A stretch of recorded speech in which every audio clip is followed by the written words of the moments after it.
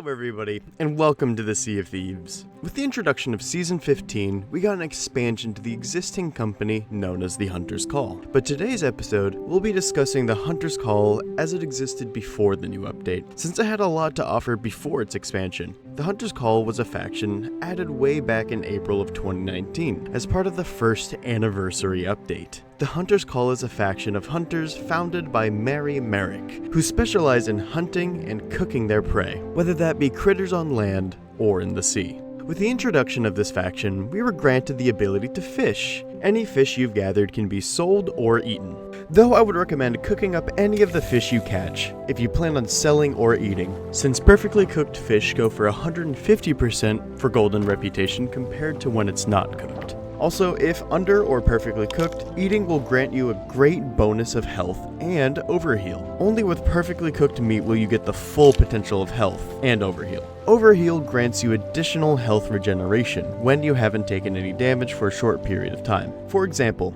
having some overheal allows you to replenish small bits of damage taken from small falls, blunderbomb shrapnel, and other slight damages taken, without the need to waste another piece of food. This is great for cannoneers in PvP, since they take a lot of slight damage that could be critical if left alone for too long. And with overheal, you're able to spend more time on the cannon, applying pressure to the enemy rather than spending time healing for such small damage. Another fun fact regarding overheal is that the circle around the skull of your health bar equates to 2 entire health bars of regeneration, meaning if you only have half a circle of overheal, you could heal from 1 point of health to full health. However, overheal will not save you from fatal injuries, as it does not act as extra health. And if you die with overheal available, it will be depleted when you respawn. Though if you were revived by an ally, the overheal will stay. But let's get into the details of fishing. Every player has a fishing rod within their inventory. Once equipped, you simply hold right trigger, R2, or left click to wind the line back, then release to cast the line into the water. But once the line is cast, you will be waiting for a short time for a fish to show up near the bobber. Normally, in real life, you'd need bait to catch a fish. And while there is bait in this game, it is not entirely necessary to catch fish. More on that later.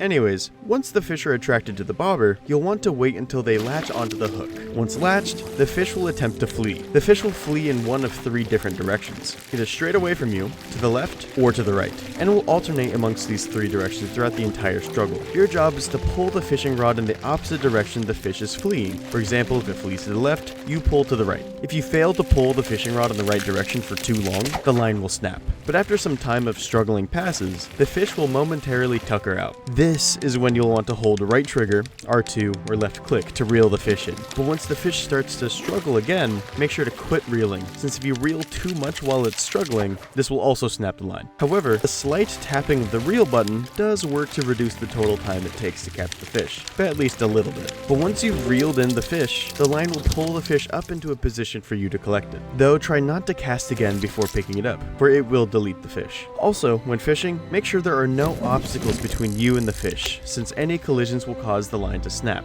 releasing the fish. Once caught, the fish acts as an inventory item, like cannonballs or food, as it is stored in your inventory, but you can only hold 5 at a time, as it goes into the food slot of the inventory. You can store fish and other meats into any food barrel of the ship, or storage crate, and to cook them, you'll want to have the desired fish in hand and interact with the pans on the stove of the ship. The stove is quite often found on the opposite side of the ship from the water barrel. Now, to teach the art of cooking. Depending on what you're cooking, it will take different times for it to be perfectly cooked. When actively watching the food cook, be wary of the 4 stages of cooking meat. The uncooked phase, which will look exactly how it looked when you got it. Then there's the undercooked phase, where it will undertake a slightly cooked appearance. With fish, it will look lightly browned, and with the other meats, it will have some pink to them. Then there will be the perfectly cooked phase, where the fish or other meat will be cooked to a perfect golden brown. And with a fish, you'll best tell by its eyes turning completely white. And for the 4th and final phase is the burnt phase. If you wait too long to collect the perfectly cooked meat, it will develop into the burnt phase, completely ruining the food.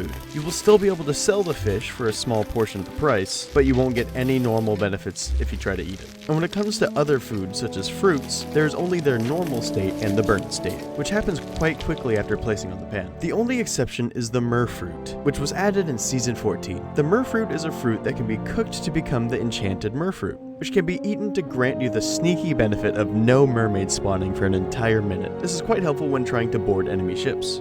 Firstly, there are 10 different species of fish: the splashtails, the pondies, the plentifins, the ancient scales, the wild splashes, the wreckers, the islehoppers, the battlegills, the devilfish, and the stormfish. The splashtails can be found in every region, and they require no bait. Plentifins are found only in the Shores of Plenty region, and they require earthworms as bait.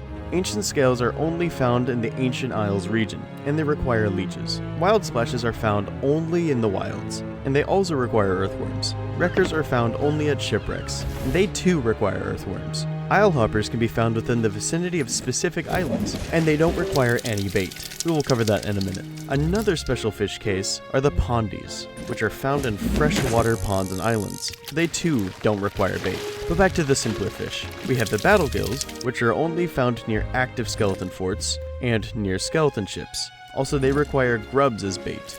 Devilfish are another species that require grubs, and they can only be found within the Devil's Roar. And finally, we have the stormfish, which require leeches and can only be found in the storm, making them the toughest species of fish to catch in the game. But before we continue the topic of fish, I'd like to explain the bait in this game. There are 3 different kinds: the earthworms, the leeches, and the grubs. You can simply buy a bait crate from the merchants or the hunter's call, which grants 50 of each for only 5k in gold. But to find bait naturally, you must dig in the ground to search for them. For earthworms, you must dig where grass grows, preferably thicker areas of grass. Leeches you can find by digging near the shoreline, and grubs can be found by digging anywhere there is sand, as long as it isn't near the shoreline.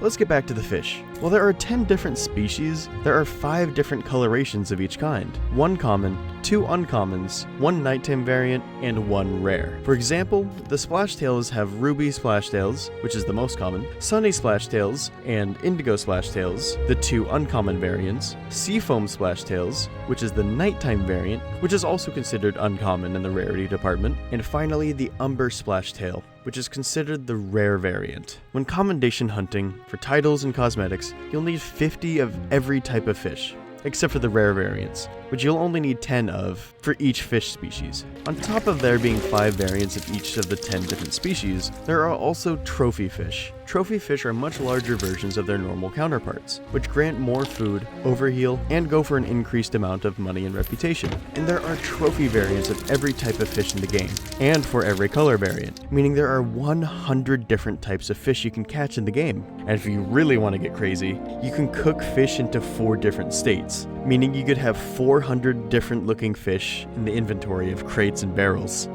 But let's discuss the specific case that is the islehoppers. The islehoppers can be found at many different islands, but to find each of the variants of islehoppers, you'll have to look at specific islands. Thanks to Reddit user Alien8thebunny, we have a chart of the islands where you can find each of the islehoppers. For the stone islehopper, the common variant, you can find them near Sailor's Bounty, Cannon Cove, Shipwreck Bay, Sharkbait Cove, and Crook's Hollow. For moss islehoppers, one of the 2 uncommon variants, you can find them at Lone Cove, Wanderer's Refuge, Marauder's Arch, and Thief's Haven. For honey islehoppers, another uncommon variant, Crescent Isle, Kraken's Fall, Sunken Grove, Plunder Valley, and Discovery Ridge. For amethyst islehoppers, the nighttime variant, you can find them at Smuggler's Bay, Mermaid's Hideaway, Crooked Masts, Old Faithful, Snake Island, and the Devil's Ridge. And finally, for the rare variant, Raven islehoppers, you can find at Mermaid's Hideaway, Discovery Ridge, and Sharkbait Cove. And now that the topic of fish is basically done,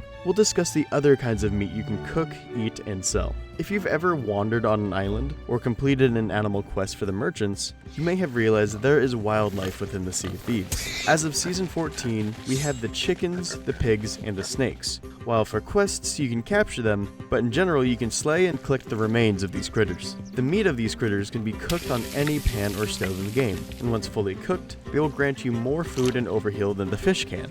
One thing I forgot to mention, when eating meat and fish, you'll notice that it has 2 bites instead of the one that most fruit have, excluding the pineapples of course, which means cooked meat is some of the best way to get healing in this game. Another source of protein are the sea beasts. The Kraken and Megalodon both offer monster meat to collect upon their defeat, which grants pineapple level healing. The pineapple may heal you to 100% with each of its 2 bites, but with some perfectly cooked monster meat, it will grant you full health and 50% of your their overheal with each of their 2 bites. Speaking of overheal percentage, the normal sized fish grants 1/6 of the potential overheal with each bite, and cooked animal meat offers 25% overheal with each of the 2 bites, and cooked trophy fish meat offers 1/3 overheal with each bite, while also actively healing you to full health, much like the pineapples in the monster meat. The more special the fish, the higher the cost and reputation it will be, so make sure to be collecting bait and fishing as much as you can to level up the Hunter's Call to achieve their fishing cosmetics.